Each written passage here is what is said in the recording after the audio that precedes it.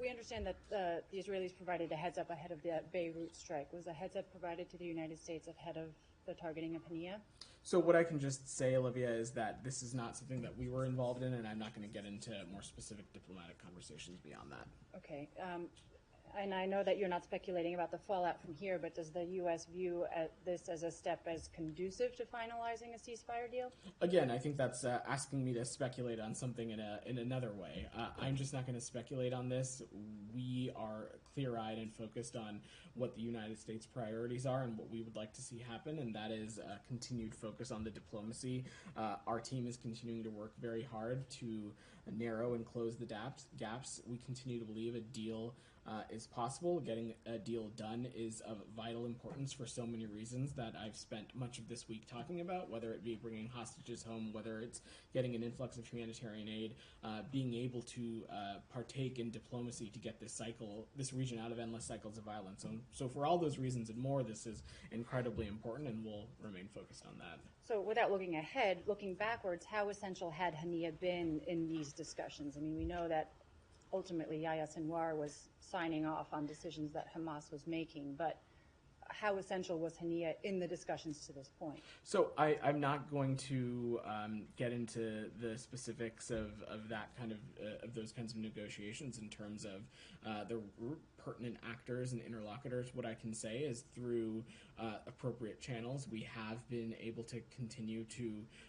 communicate with Hamas and Israel, of course, as it relates to the contours of the deal and the negotiations that's on the table, and we continue to have confidence in our ability to do so, and our ability to participate in these talks and work around the clock to get this deal done. So the Qataris have not signaled that they are no longer going to take part in these talks? I'm certainly not going to speak for another government. I've said that a couple times this week, but so from the United States perspective, we continue to remain laser focused on this.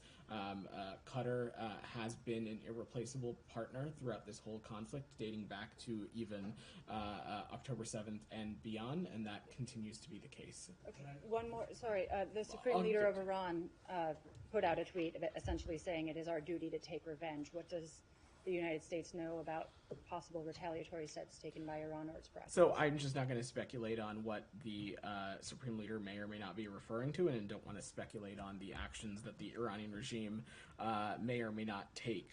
We are continuing to urge restraint to all parties to avoid an escalation into a wider regional conflict.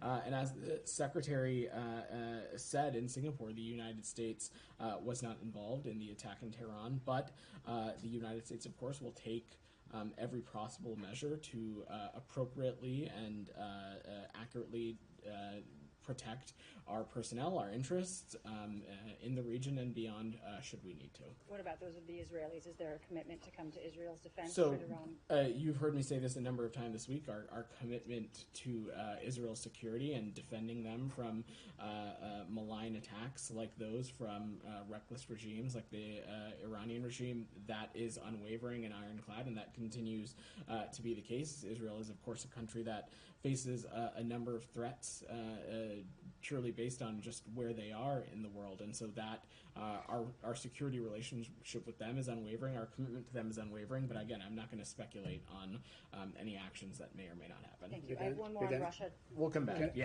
Go ahead. Sorry. Just